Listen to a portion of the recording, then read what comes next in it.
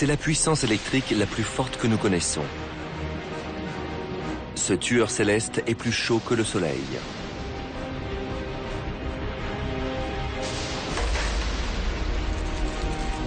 Il était un mystère pour nos ancêtres. Aujourd'hui, les appareils photo dernier cri ont percé ses secrets. L'éclair. Un phénomène violent surgit du ciel qui s'abat sur notre planète.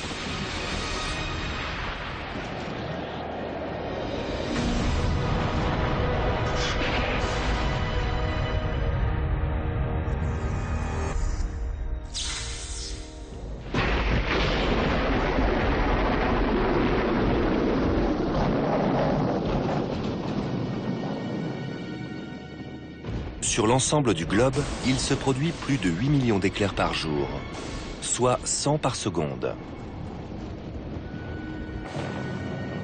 L'éclair surchauffe l'air, puis il se dilate au point d'exploser. L'onde de choc crée un coup de tonnerre.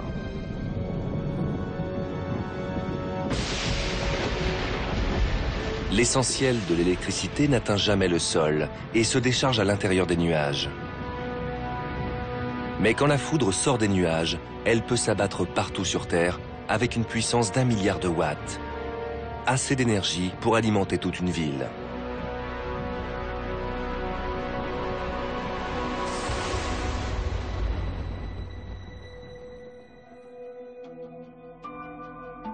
L'endroit qui attire le plus d'éclairs en Amérique est situé au centre de la Floride. On parle même du couloir de la foudre. Tous les ans, on y compte plus de 25 impacts par kilomètre carré. Et chaque année, des gens sont touchés.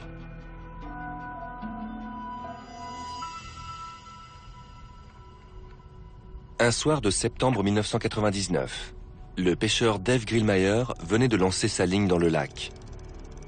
Sans aucun signe précurseur, un éclair a surgi d'un nuage qui le surplombait, avec des conséquences désastreuses. Cette canne à pêche faisait plus de 2 mètres. La chaleur a été si forte que l'époxyde a brûlé. Et il ne reste plus que des fibres de carbone au bout de la canne. Mais ce n'est pas tout. Dave a été brûlé à plusieurs endroits et l'état de ses vêtements témoigne de l'incroyable force du phénomène.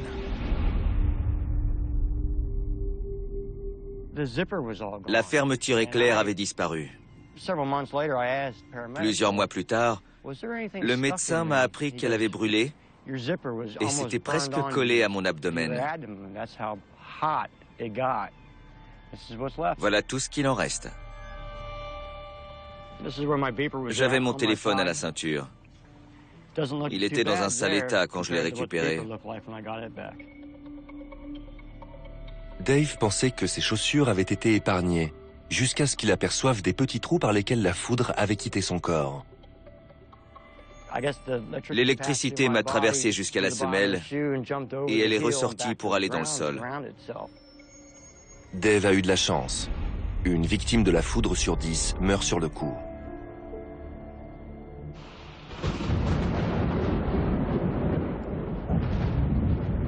En Amérique du Nord, la foudre fait plus de victimes que les tornades ou les ouragans. Mais il existe un lieu encore plus dangereux.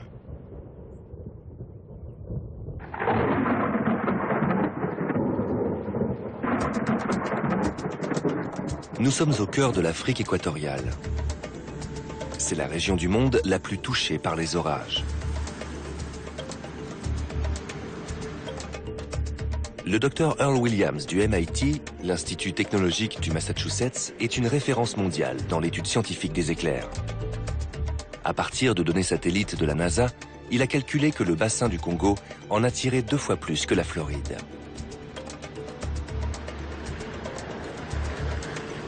À certains endroits, on compte plus de 150 impacts par mètre carré et par an. Mais ce phénomène régional est encore assez peu analysé. Earl se trouve à la frontière entre la Zambie et la République démocratique du Congo pour observer les éclairs de ses propres yeux. À la tombée du soir, l'orage se lève.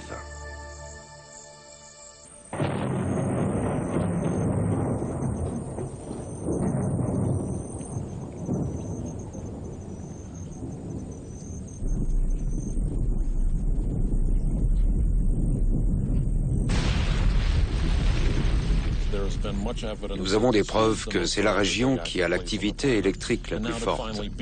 C'est fantastique de l'observer en vrai, de voir toute cette lumière.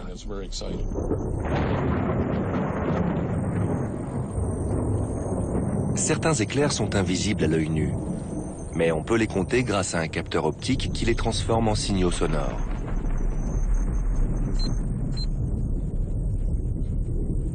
Un orage normal produit environ 2 éclairs par minute. Ici, Earl en a dénombré plus de 60 par minute. Ces orages sont à la hauteur de leur réputation. La fréquence des éclairs est très élevée. C'est le meilleur endroit pour étudier ce phénomène.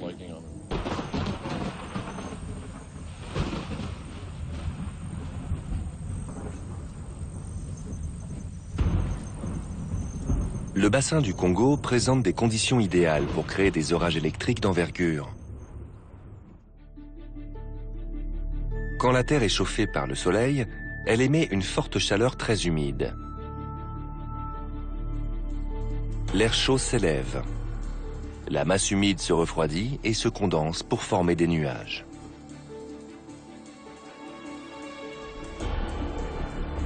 Ces nuages grossissent et se rejoignent par paquets qui continuent à s'élever.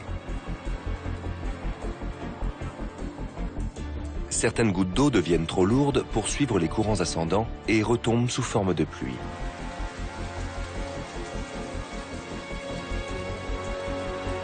Puis elles sont portées par des courants d'air surpuissants vers les couches supérieures les plus froides, où elles gèlent sous forme de petits cristaux. Alors que le nuage bute contre la couche inférieure de la stratosphère, il s'étale et prend l'aspect du cumulonimbus si caractéristique des orages.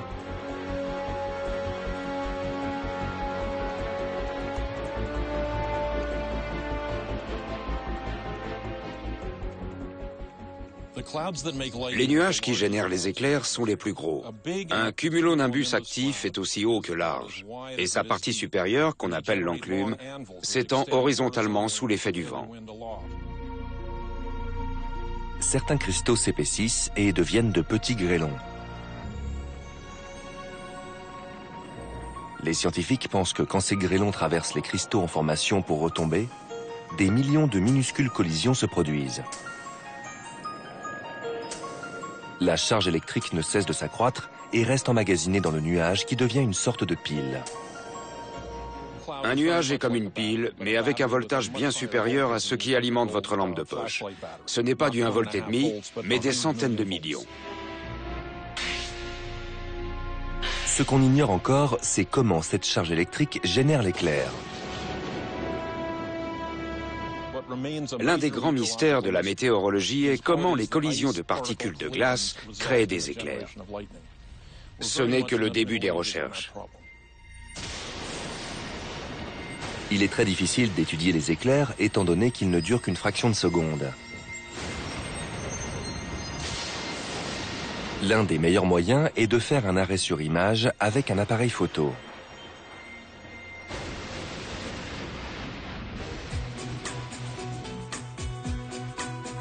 Le photographe David Stillings arpente le couloir de la foudre à la recherche d'orages électriques. Cette chasse aux éclairs est devenue son obsession depuis 30 ans. Je mettrai jusqu'à mon dernier centime pour partir en expédition. Il n'est chanceux qu'une fois sur 100. Mais quand il parvient à en photographier, les résultats sont spectaculaires. Ça, c'était le premier en 1976. Il s'est échappé de ce nuage sur le ciel bleu, à côté de ce nuage violet. Depuis ce jour, je ne photographie plus que ça. Là, il y a eu plusieurs éclairs qui se sont déclenchés au même moment.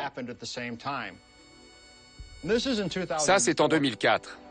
L'obturateur n'a pas dû être ouvert plus d'1 seconde. Ciel mauve, coucher de soleil doré, tout ce que j'aime est réuni sur une même photo. C'est cool. Avant de photographier un orage, David doit d'abord le localiser.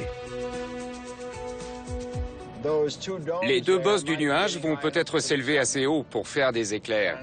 Le soleil passe à travers et les réchauffe. Il va faire humide, c'est super. Tout est réuni pour que ça donne quelque chose de bien. Après avoir repéré un orage susceptible de produire des éclairs, il faut encore diriger son appareil dans la bonne direction.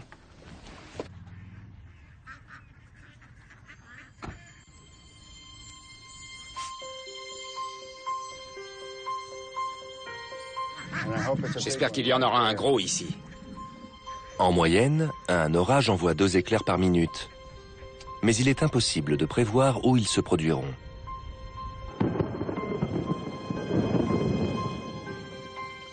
Oh, je me suis encore trompé d'endroit.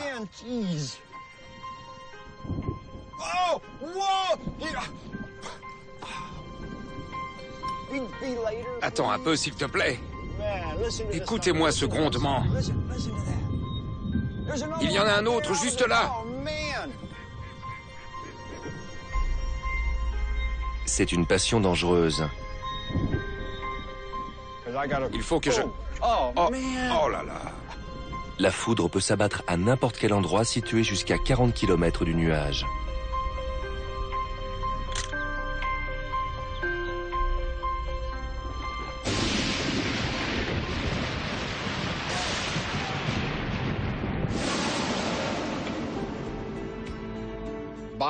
C'est comme une drogue pour moi, et ce n'est pas la pire des drogues. La photographie d'un éclair donne parfois des chefs-d'œuvre. Mais c'est aussi un outil précieux pour les scientifiques. À l'œil nu, on dirait qu'un éclair se propage de façon linéaire des nuages vers le sol. Mais les progrès techniques des caméras ont permis de découvrir que l'anatomie d'un éclair était bien plus complexe. Nous sommes au centre de recherche atmosphérique de l'US Air Force à Colorado Springs. Jeff McHargue utilise une caméra de pointe pour filmer les orages au ralenti, avec une précision d'une fraction de seconde.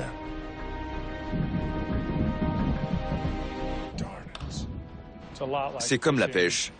Il faut avoir de la chance pour que l'éclair éclate dans le champ de la caméra. Les réussites sont rares, mais il y a 2 ans, le chercheur a gagné le gros lot.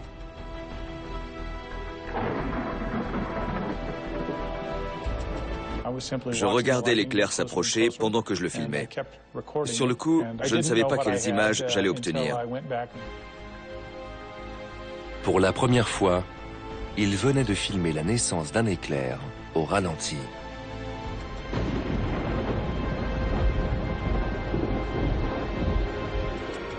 Les images montrent que la lumière sort du nuage et se dirige vers le sol en suivant une trajectoire en zigzag, dont chaque segment mesure une 50aine de mètres. Cette propagation discontinue forme des traceurs par bonds. On voit un traceur descendre à la recherche du sol. Il va et vient, son chemin est hasardeux, il se divise et se ramifie.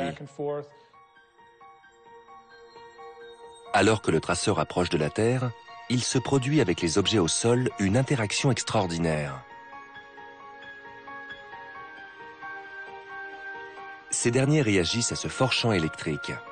Ils envoient des décharges positives qui peuvent s'élever à 1 mètre et jusqu'à quelques dizaines de mètres du sol, comme on le voit sur ces images.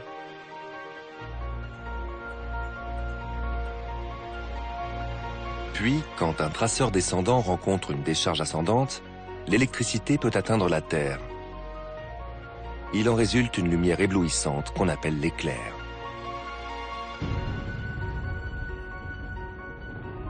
Tout le champ de vision s'illumine, mais l'œil ne saisit que la partie centrale, la plus éclairée.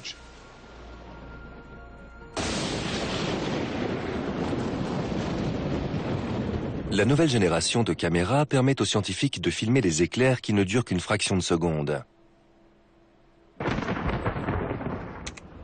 Les images peuvent être visionnées 200 fois plus lentement pour étudier le phénomène en détail. Sur cette séquence au ralenti, on constate comment le traceur se relie au sol. Le reste de la charge électrique se déverse ensuite du nuage en une série de pulsations. Les scientifiques ont donc désormais accès à quelques-uns des mystères de la foudre.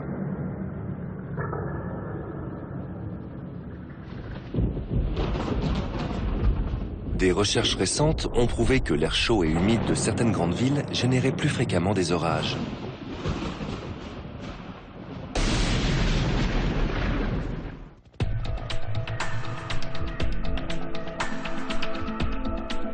Tampa, en Floride, est la ville des États-Unis qui subit le plus de gros orages.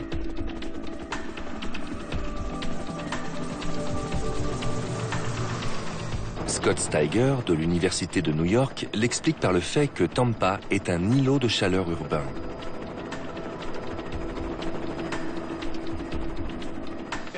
C'est un phénomène qui apparaît quand une ville a une très grande superficie imperméable de bitume et de béton. Ces matériaux absorbent les radiations solaires. Quand cette énergie en ressort, elle réchauffe l'air. Certaines villes accusent des températures de 15 degrés supérieures à celles des régions qui les entourent. L'air chaud monte et crée une convection ascendante dans l'atmosphère de la ville. Les orages sont plus fréquents, car il y a une zone de convergence au-dessus de la ville. L'air s'élève plus, ce qui donne naissance à des orages. Et en cas d'orage, la foudre est inévitable.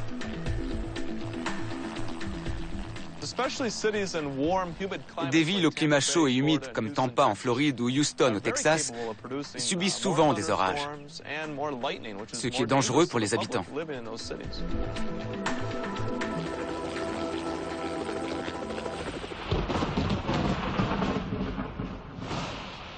Quand la foudre frappe un building, elle provoque des surtensions et des pannes de courant.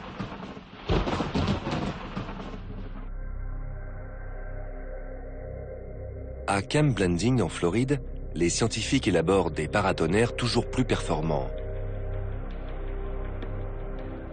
Pour tester leur prototype, ils déclenchent des éclairs en envoyant des fusées au cœur des gros nuages.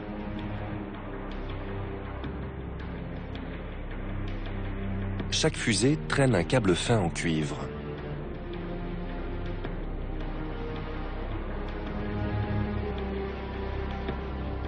Quand l'éclair la touche, l'électricité se propage le long du câble jusqu'au sol.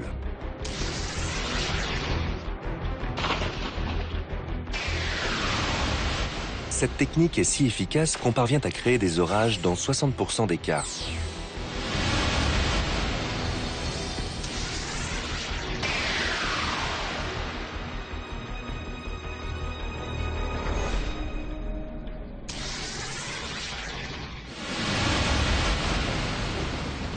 Les chercheurs ont démontré que les éclairs ne descendaient pas toujours du ciel. Certains s'élèvent depuis la surface de la Terre.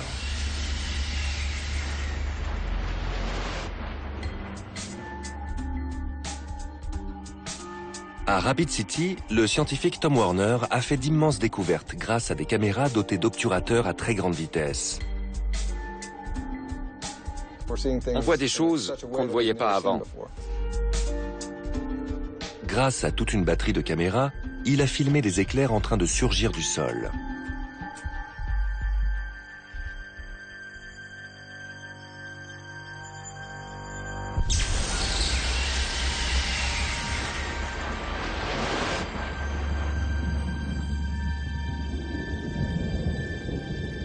On soupçonne ce type d'arc électrique depuis les années 1930. Mais ces séquences ont permis de confirmer leur existence.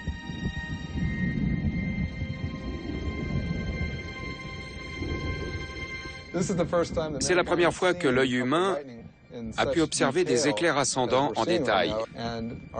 Notre connaissance de ce domaine de la physique s'est considérablement améliorée. Tom s'est rendu compte que l'éclair était déclenché par un autre éclair descendu d'un nuage à proximité. Sur cette image, on constate une très forte lueur due à l'éclair initial. Une seconde plus tard, il se crée un éclair ascendant sur la cime de 2 mâts d'antenne.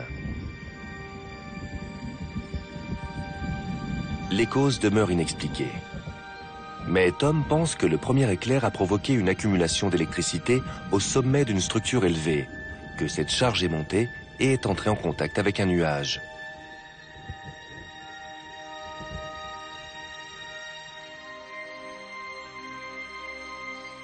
Il s'écoule un certain temps entre l'éclair originel et celui qui surgit du pylône et monte vers le ciel. Les films de Tom ont ébahi les scientifiques.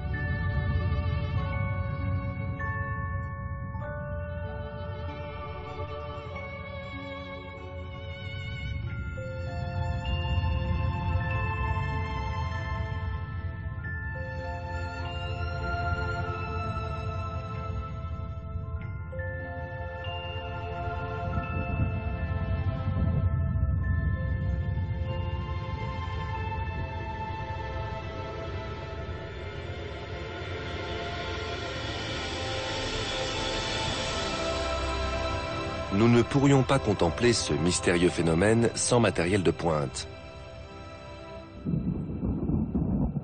Mais l'un des spectacles les plus impressionnants qu'offre la planète reste visible à l'œil nu.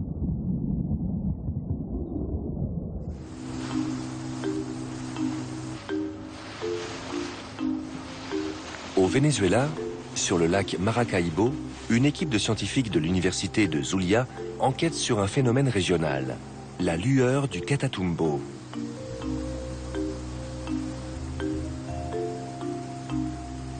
Le milieu naturel très particulier est à l'origine d'un type d'éclair spécifique. En se décomposant dans la rivière et les marais, la végétation produit du méthane. Par ailleurs, du méthane s'échappe aussi des puits de pétrole du lac. Tout ce gaz s'accumule dans l'atmosphère au-dessus des marais.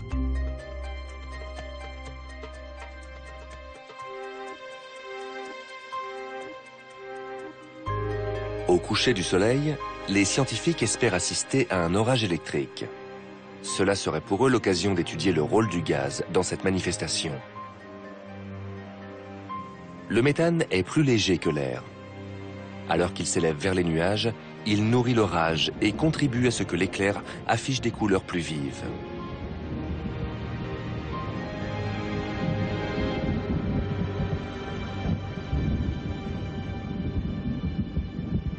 Mais le professeur Ángel Munoz et son équipe pensent que les lueurs du Catatumbo relèvent d'un mécanisme plus complexe.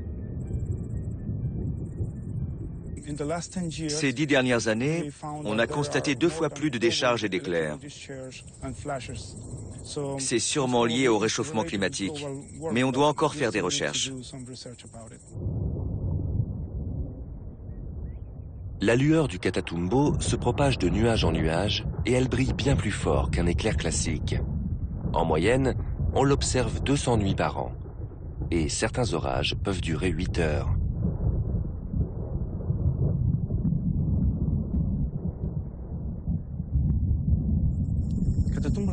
C'est un phénomène étonnant, unique en son genre.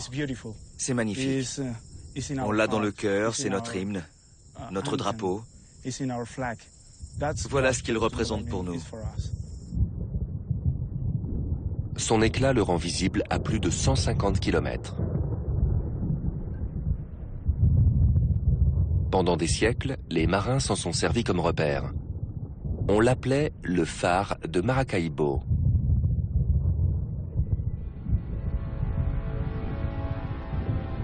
Au cours d'un orage, il n'y a rien de plus dangereux que de se trouver dans un endroit désertique ou sur l'eau.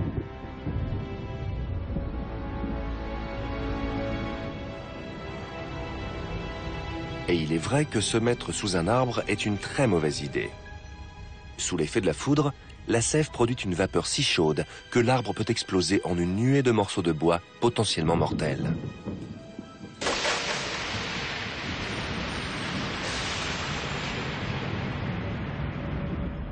La foudre peut aussi envahir les lignes téléphoniques.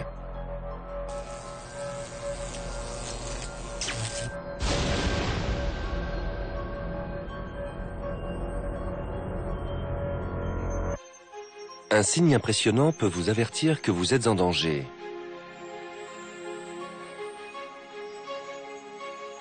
Si vos cheveux se dressent, vous êtes devenu conducteur positif.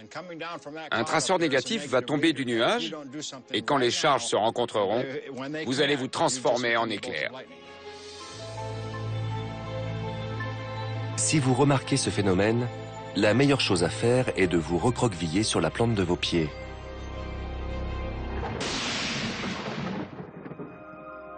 Alors qu'elle était encore étudiante, Caroline Natt ignorait ce qui l'attendait. Elle se rendait en cours à l'université de Floride à Tampa quand un orage a éclaté.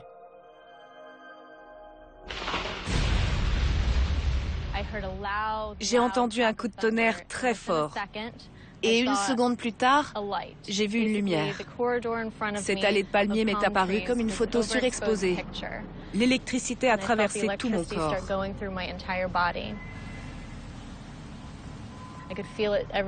J'ai tout senti, chaque centimètre. Mes muscles se sont dilatés puis se sont contractés. Pareil pour mes nerfs. J'ai senti une pression sur l'ensemble de mon corps. Caroline a subi de graves dommages corporels. J'étais tout enflée avec la peau rouge comme un homard. C'était comme si j'avais eu un coup de soleil très violent. Et après, j'ai commencé à peler.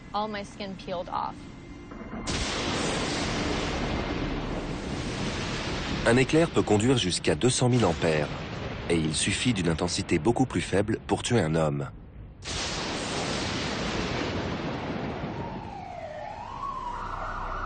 Comment se fait-il que certaines victimes en réchappent?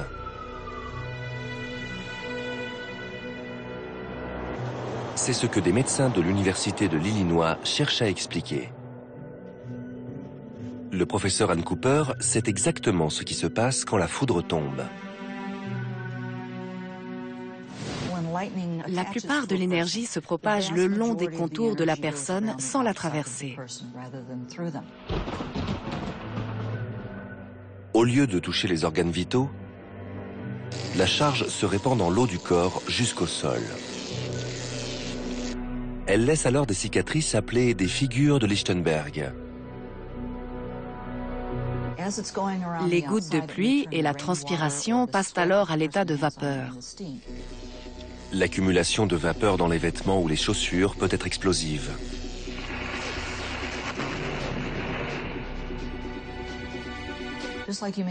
On raconte que des gens ont été expulsés de leurs chaussures lors d'explosions.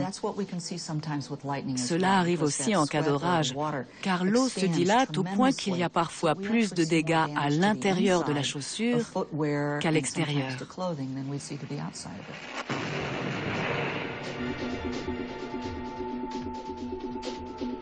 Les éclairs peuvent aussi provoquer des arrêts cardiaques, mais les cas sont rares. La plupart des gens survivent, même s'ils conservent des séquelles irréversibles, comme des altérations du système nerveux. L'une de ces survivantes, Pam Cooper, souffre toujours des conséquences dévastatrices de la foudre. J'étais comme toutes les mamans, assise sur la plage, un livre à la main. Je ne faisais rien de spécial et ma vie a basculé à tout jamais à cause d'un éclair. Je n'ai aucun souvenir de l'impact. Ce sont mes amis et ma famille qui m'ont tout raconté en détail par la suite. Ce jour-là, il faisait beau et chaud sur cette plage de Floride étrangement nommée plage du destin. On m'a dit qu'il y avait eu un coup de tonnerre et un éclair.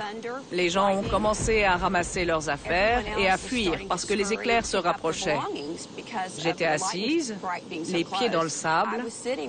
La foudre a frappé le sol et elle est remontée dans mes pieds. Pam fut immédiatement conduite à l'hôpital. Elle présentait des brûlures. 5 ans plus tard, elle a toujours des problèmes de mobilité et des troubles de la mémoire immédiate. Être victime de la foudre, c'est un peu comme une panne d'ordinateur. Extérieurement, j'ai l'air très bien. Mais à l'intérieur, tous mes circuits sont grillés. L'accident de Pam peut arriver à tout le monde. C'est pourquoi il est crucial de savoir comment se protéger en cas d'orage.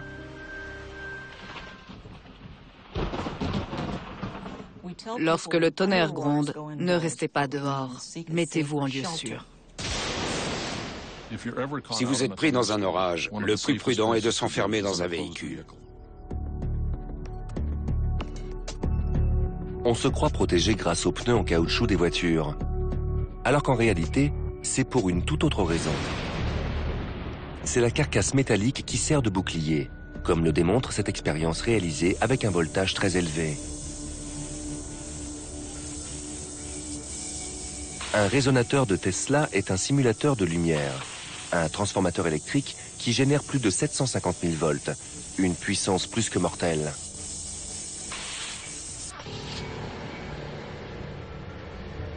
L'ingénieure en électricité Lisa Lazarek va prendre place dans une voiture soumise à un résonateur pour prouver que la carrosserie est bien protectrice.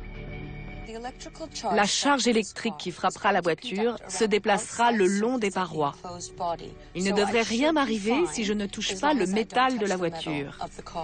Est-ce que la théorie se vérifiera? Ça, c'est une autre affaire. Mais je suis prête.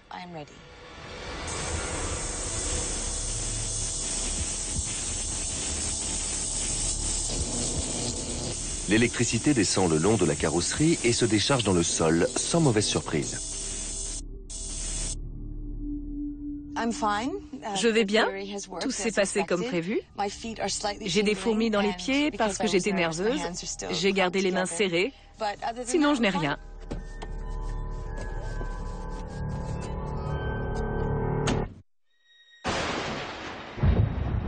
Cette expérience a démontré une loi de la physique. L'électricité, comme celle de la foudre, suit toujours la paroi extérieure d'un corps métallique clos. C'est pour cette raison que les passagers d'un avion n'ont rien à craindre de l'orage. Sur ces archives étonnantes, on voit un avion en route pour l'aéroport de Sydney être la cible d'un éclair spectaculaire.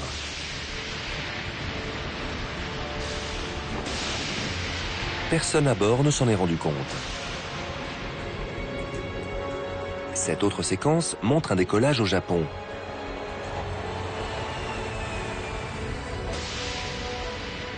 Là encore, les passagers n'ont pas su ce qui s'était passé. On estime que chaque avion est touché par un éclair une fois par an.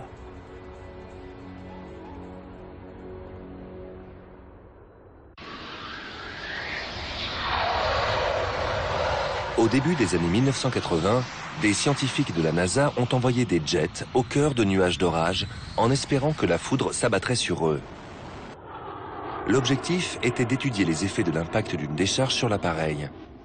Philip Brown était l'un des pilotes de la mission.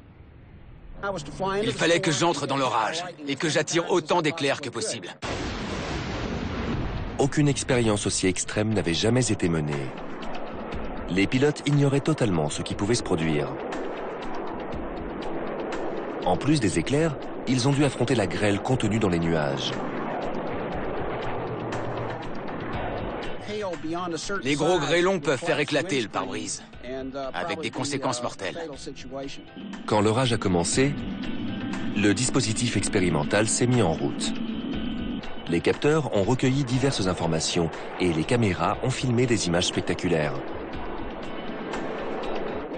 C'est la pire turbulence que j'ai traversée en 3 ans. Bel éclair. Il y a eu un gros flash à droite. Magnifique. En plein sur l'avion. Ouais, sur le nez de l'avion même. On a vu un éclat lumineux très intense s'accrocher au nez. Ensuite, il a avancé petit à petit le long de la carlingue et il m'a dépassé. Il progressait par saccades. Une fois que je l'ai traversé, il a repris sa trajectoire. Les pilotes sont ressortis sains et saufs.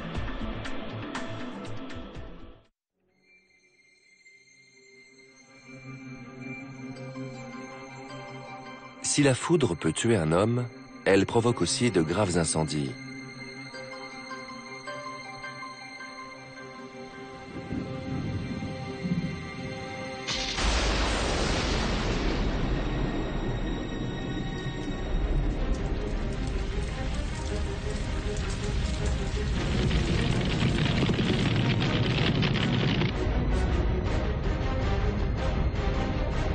Pendant l'été 2008, la fréquence des orages fut si élevée que des pans entiers de la Californie ont pris feu.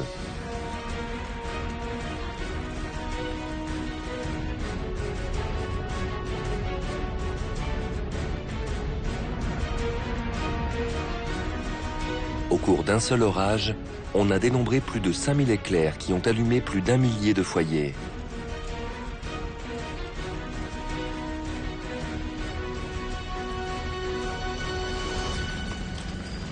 Des dizaines de maisons sont parties en fumée. Dans une zone propice aux orages, il est très risqué d'habiter sur des parcelles boisées.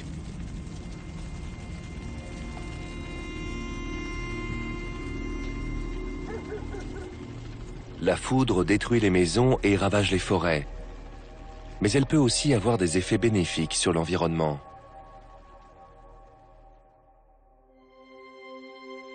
La nature s'est adaptée de manière à tirer profit des feux de foudre qui sont parfois synonymes de régénérescence. Dans l'arrière-pays australien, ces incendies sont monnaie courante. Le garde forestier Jeffrey Lee surveille un parc naturel.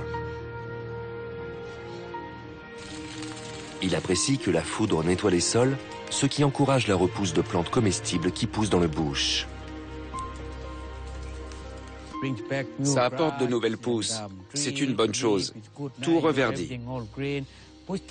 Les cultures vivrières reviennent, comme le buchanania et la patate douce. Pour Jeffrey Lee et son peuple, les orages électriques ne sont pas un phénomène qui s'explique scientifiquement, mais un cadeau divin. Il pense que la foudre est envoyée par Namargon, l'homme éclair.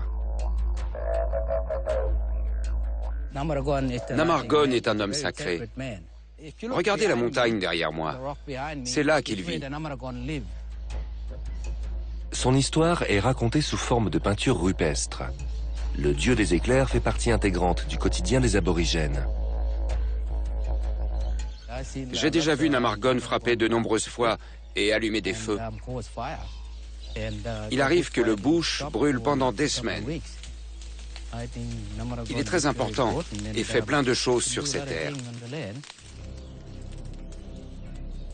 De nombreuses espèces repoussent sur les terres calcinées et certaines graines ont même besoin du feu pour germer. La foudre permet aussi la production de précieux engrais naturels. Quand le ciel s'embrase, certains éclairs atteignent une température de 50 000 degrés. Soumis à de telles chaleurs, l'azote et l'oxygène réagissent et deviennent des nitrates que la pluie dépose au sol et qui nourrissent la végétation.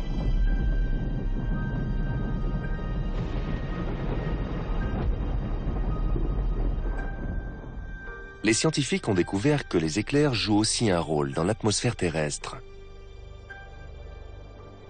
Ces images tournées depuis l'espace ont attisé la curiosité des chercheurs.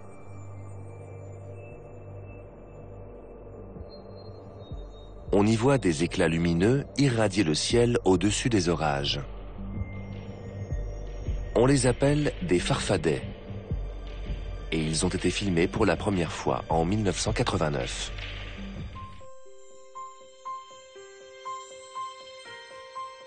En 1997, le scientifique néo-zélandais Richard Dowden est allé dans le nord de l'Australie pour étudier cet étrange phénomène lumineux.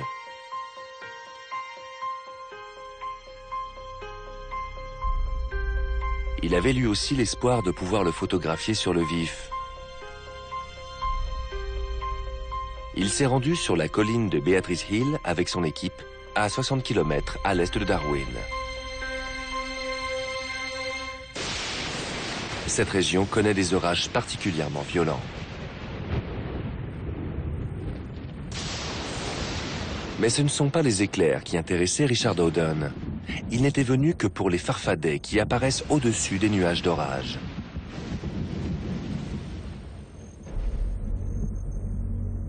La colline de Beatrice Hill était un poste d'observation idéal, car pour apercevoir un farfadet, il faut pouvoir voir la partie supérieure du nuage depuis une petite centaine de kilomètres. Et même dans ces conditions, on a du mal à les distinguer à l'œil nu, car ils ne sont visibles que pendant quelques millièmes de seconde. Richard Dowden a dû apporter des modifications techniques à son caméscope amateur. Il a fallu ajouter un amplificateur de luminance sur l'objectif.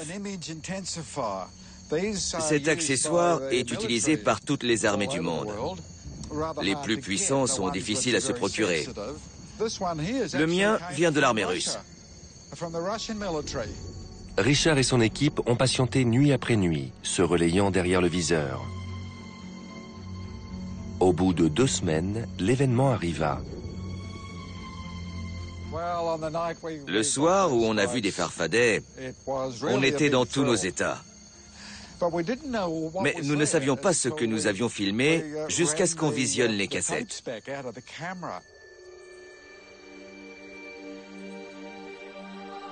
Ces images saccadées ont révélé que les farfadets se propageaient dans l'atmosphère à plus de 30 000 km/s.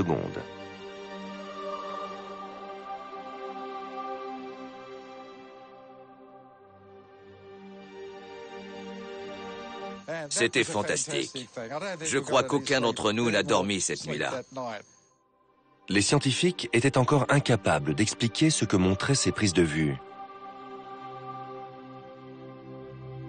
Mais 2 ans plus tard, le docteur Jeff McHarg de l'Académie de recherche atmosphérique de l'US Air Force fit une autre découverte.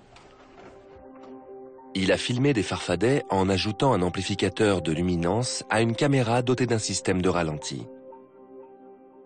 Je n'avais jamais pris autant de plaisir à filmer.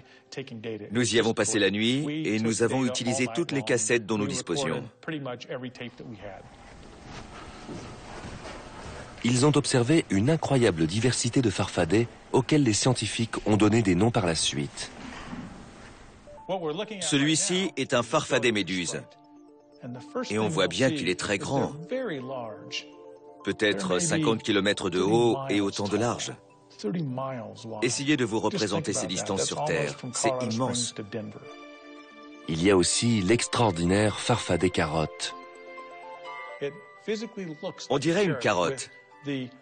La partie supérieure évoque des fans et la partie inférieure a la forme de la racine.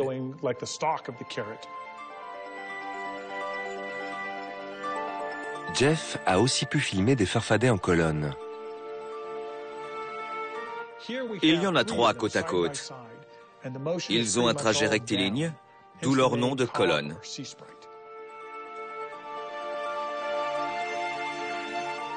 On estime que 10 farfadets par minute s'élèvent des nuages.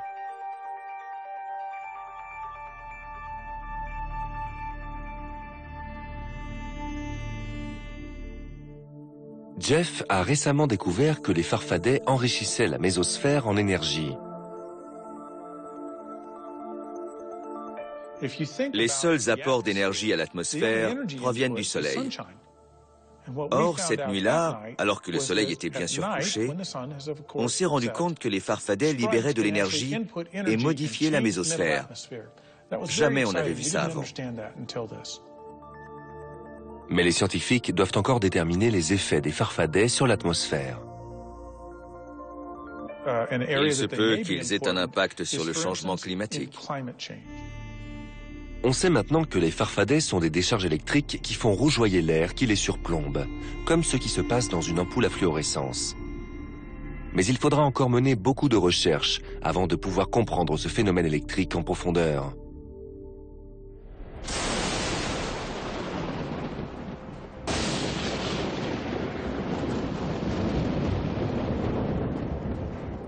Bien qu'ils étudient les éclairs depuis 2 siècles, les scientifiques ont encore du mal à savoir ce qui détermine leur trajectoire ou le lieu de l'impact. On a appris beaucoup de choses sur les éclairs, mais ce mystère météorologique est loin d'être élucidé. Ce qui est indiscutable, c'est que les éclairs ont une immense capacité de destruction et qu'il est impossible de les maîtriser.